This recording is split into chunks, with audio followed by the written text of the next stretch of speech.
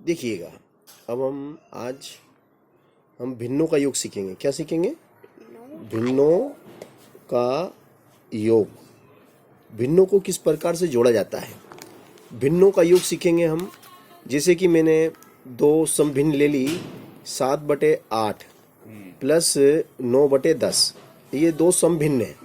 ये क्या है? आपकी 2 समभिन्न है।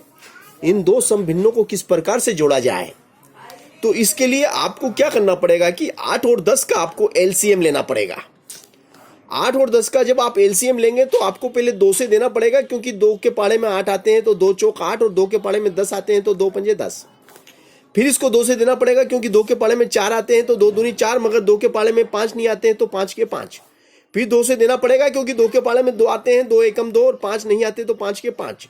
किंतु अब आपको 5 से देना पड़ेगा, क्योंकि यहाँ तो 1 आ गया, मगर यहाँ पे 1 लाना है तो 5 एकम 5। अब इस तरीके से आप लसा निकालेंगे तो आप देखेंगे कि लसा क्या हुआ, 2 गुणित 2 गुणित 2 गुणित 5, 5 दूनी 10, दूना 20, 20 दूना 40। तो आप देख रहे हैं कि 40 ही वह छोटी से छोटी संख्या है। 40 ही वह छोटी से छोटी संख्या है जो 8 और 10 के पाड़े में आती है। तो 8 का पाड़ा बोलिए कि 40 आ जाए, 8 का पाड़ा बोलिए कि 40 आ जाए, तो आप बोलेंगे 8 पंजे 40। 5 बार बोला, 5 का गुणा आपने 7 में करा तो 5 का गुणा 7 में करेंगे, प्लस अब 10 का पाड़ा बोलिए कि 40 आ जाए, 10 चौक 4 बार। 4 का गुणा आप 9 में करेंगे तो 4 गुणित 9, तो 5 और 7 35, तो ये हो गए, और 4 नाम 36, ये हो गए।